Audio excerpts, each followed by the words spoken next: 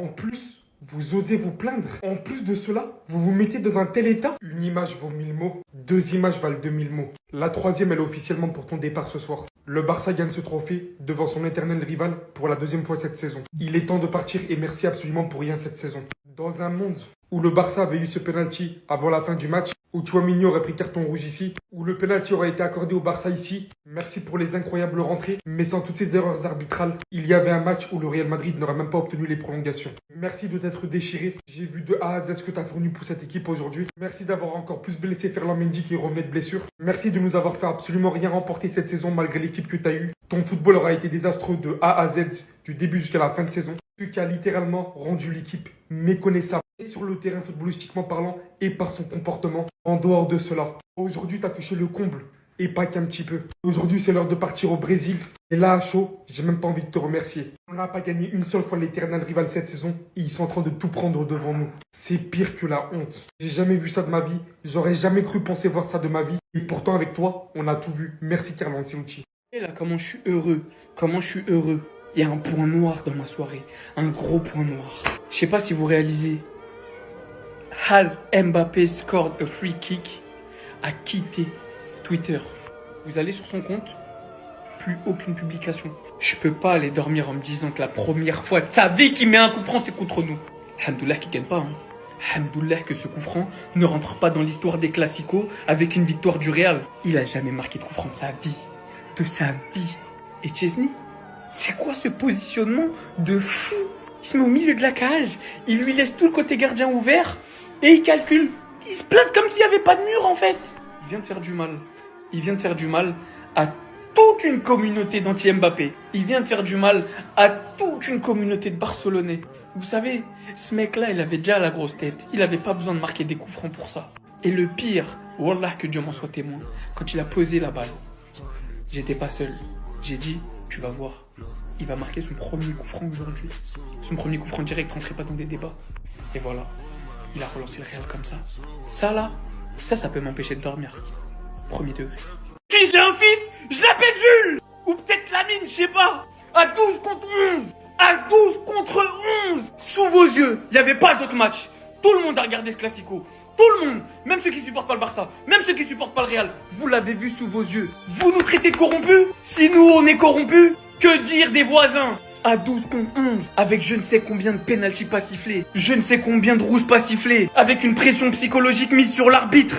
Le FC Barcelone soulève la coupe.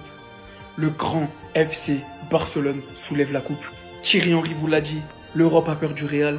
Le Real a peur du FC Barcelone. C'est nous leurs darons. C'est nous leurs darons. L'année dernière, vous avez pris la confiance. Voilà. Les choses qui reviennent dans l'ordre. Merci.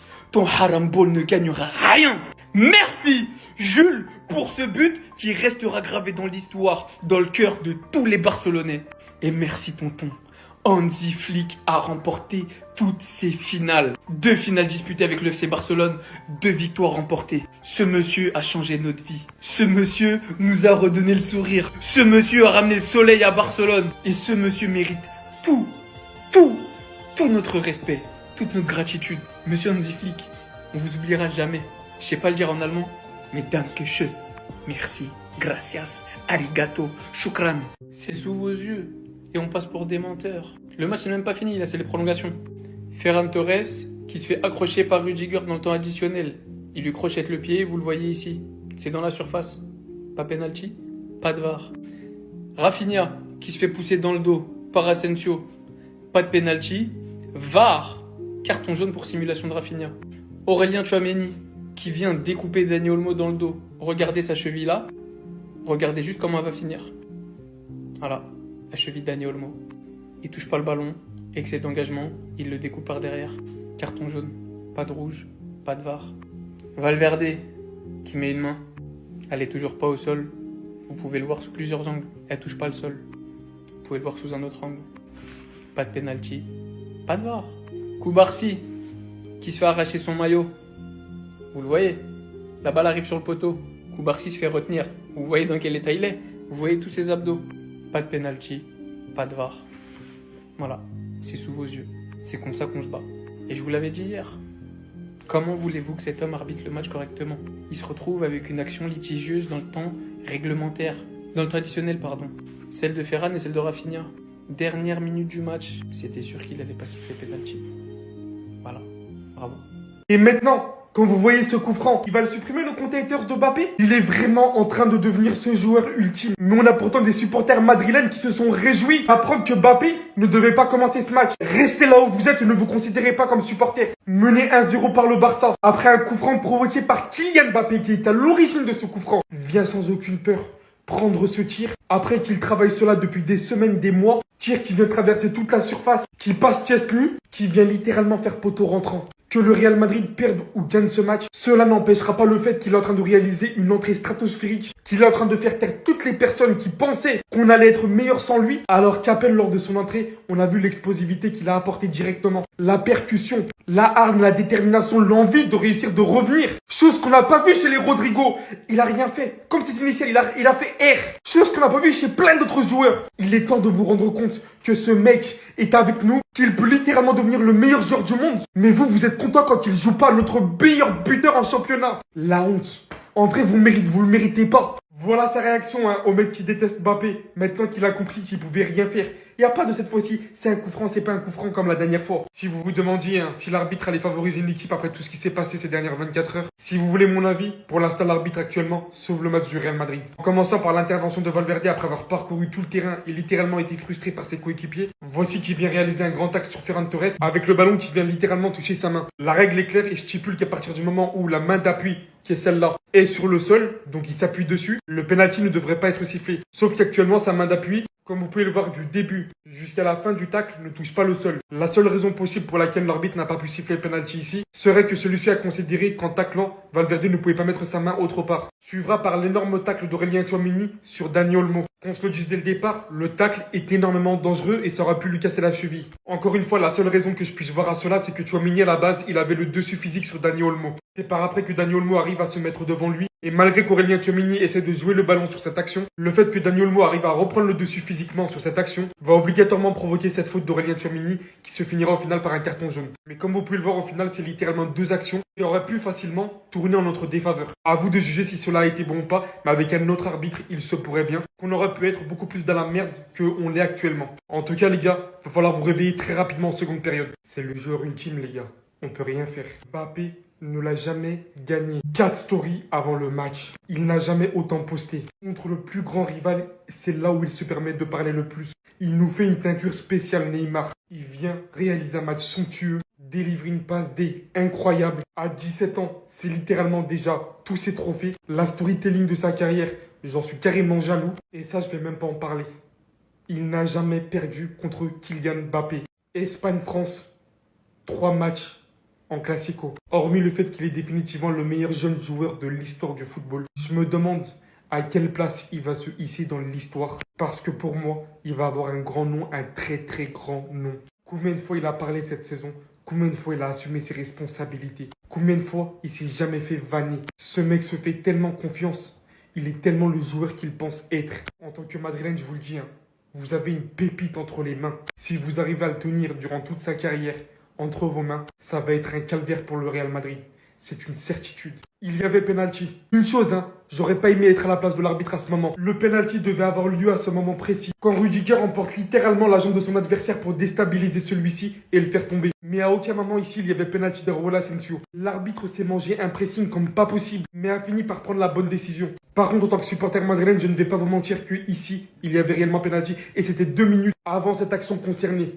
Dans tous les cas, c'était vers la fin du match. Dans tous les cas, le Barça pouvait gagner ce match bien avant la fin. Bien avant d'arriver aux prolongations. Sans considérer bien évidemment tout ce qu'ils n'ont pas eu en leur faveur durant les 90 minutes. Et pourtant, on peut en citer des dingueries. Que ce soit l'intervention de Valverde où ils n'ont pas sifflé penalty. Que ce soit le gros tacle de Tchouaméni, la tarte que se prend Yamal. On peut encore gagner ce match, il y a les prolongations. Mais si on gagne, je vous dis qu'il n'y a rien à être fier de cela. Je serai content. Ça va littéralement dans mon sens. Mais il n'y aura absolument rien à être content de cela. Je ne sais pas si c'est vis-à-vis du pressing que l'arbitre s'est mangé sur ces dernières 24 heures. Mais le Barça, je vous le dis les gars, aurait grave pu avoir la possibilité de terminer ce match avant les prolongations. Peut-être qu'ils vont encore gagner. Mais en tout cas, ça n'a pas été du tout en leur faveur durant ce match.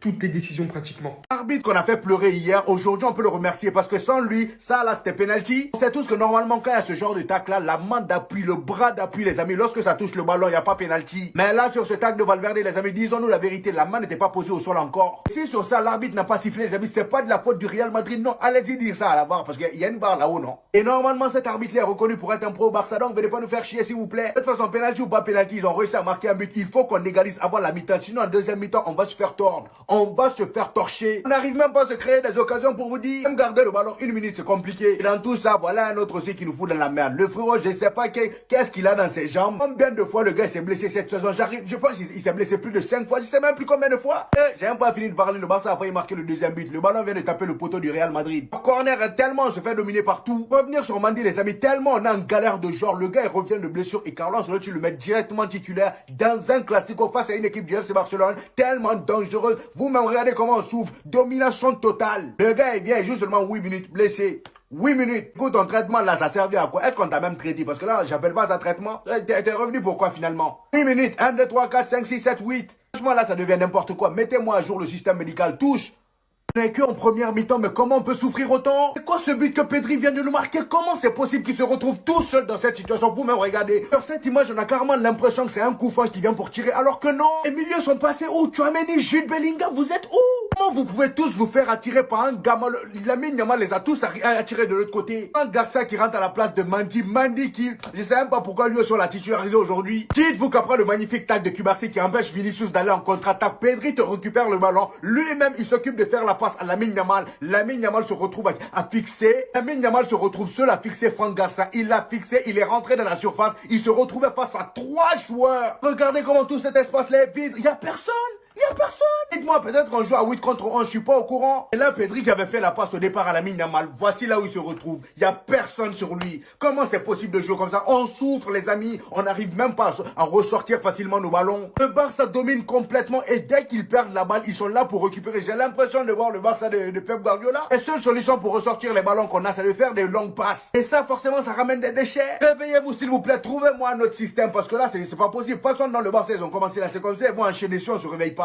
C'est mérité. Voilà, c'est totalement mérité. Je sais même pas pourquoi on s'en prend à l'arbitre. Rudiger, laisse l'arbitre tranquille. On va s'en vouloir pendant longtemps. Déjà, si on gagnait ce match-là, ça aurait été un miracle. On s'est pris des buts avec que des erreurs bêtes. Que des erreurs bêtes. Le but de Pedri, le gars, il est tout seul devant la surface. Le but de Ferran Torres, t'as Thibaut Courtois qui sort trop tôt. Rudiger qui monte tôt. Et le pire, c'est que pour replier, au lieu d'aller directement dans les cages avec une rapidité, il est là, c'est l'allumé. Et finalement, on vient renforcer le record de cet homme-là. Voilà, il n'a jamais perdu de finale. Je pensais que ça allait être la première fois, mais non. En fait, là, je suis passé par tellement d'émotions que je sais même pas ce que je ressens à ce moment-là. Tu me demandes si je suis triste ou je suis content, je sais même pas. Je saurais pas vous répondre. Le Koundé, toi aussi, comment on peut refroidir les gens comme ça, franchement? De toute façon, j'ai comme l'impression que la seule issue de ce match-là, c'était une victoire du FC Barcelone. Parce que vu les pénaltys qui sont vus refuser, ce pénalty-là, par exemple, Rudiger se taré. Déjà, je sais même pas pourquoi tu veux te battre avec l'arbitre. Pourquoi tu veux cogner l'arbitre à la fin du match? Je pense même que dans ce match-là, l'arbitre a plus été en notre faveur que pour le FC Barcelone. Pourquoi tu veux le cogner? Là, pour moi, il y a pénalty clair et net. Prochain mercato, faut recruter parce que là, ce que j'ai vu là, c'est pas possible. En deuxième mi-temps, j'ai vu un Real Madrid complètement remotivé à l'entrée d'Arda Güler,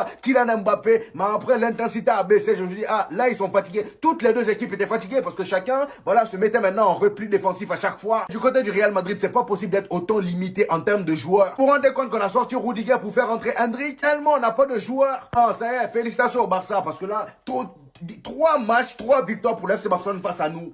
Personne va te critiquer aujourd'hui, Kylian. Son entrée a tout changé. Carlo Ancelotti a bien fait de le mettre au banc aujourd'hui parce que ça nous a permis de voir que ce Real Madrid-là, on avait un problème plus gros que Kylian Mbappé. C'était pas lui le problème en fait. Le match d'aujourd'hui nous montre que le problème se trouve dans la tête. L'envie n'était pas là. Rien qu'à voir en première mi-temps comment on se faisait malmener par le FC Barcelone, il a fallu que ce gars-là rentre, Arda Güler rentre, Luka Modric rentre. Et ça y est, tout le monde redevenait boosté. Voilà, Rodrigo sort, étant donné que lui, il était fantomatique aujourd'hui. Dès que ce petit-là est rentré, les corners étaient d'une précision chirurgicale. Le but marqué par Tchouaméni, il n'y a qu'à voir la fluidité du corner. Je vais même m'enflammer les amis. Quand il est sur le terrain, personne part au corner. Laissez-le tous les corners. En ce qui concerne les corners, quand Arda Güler est sur le terrain, ça se dispute maintenant entre lui, Valverde et Kylian Mbappé. Parce que là, le niveau de Kylian Mbappé, depuis le coup franc qui nous avait marqué là les amis, progresse à une rapidité. Regardez vous-même le coup franc qui nous marque aujourd'hui. Personne viendra dire que c'est pas un vrai coup franc comme la dernière fois. Ce que j'aime bien dans ce coup franc là, c'est qu'il a choisi le côté gardien. Il se casse pas la tête à tirer là où le gardien n'est pas. Il choisit le côté gardien et il allume les cages, ça rentre. Franchement, là, son entrée a tout changé. Je suis tellement content de toi. Oublie toutes les critiques que je t'ai fait, mon ami. Aujourd'hui, là, toi et Jude Bellingham, vous êtes les meilleurs joueurs du Real Madrid. Bon, je parle, le match n'est pas encore fini. Hein. Ça se trouve qu'avant la fin de la vidéo, le Barça aura marqué le 3e but. J'ai dit ça, je dis rien. En tout cas, à la Madrid, peu importe le résultat à la fin, Kylian Mbappé, ton entrée que tu viens de faire là, ça reste là.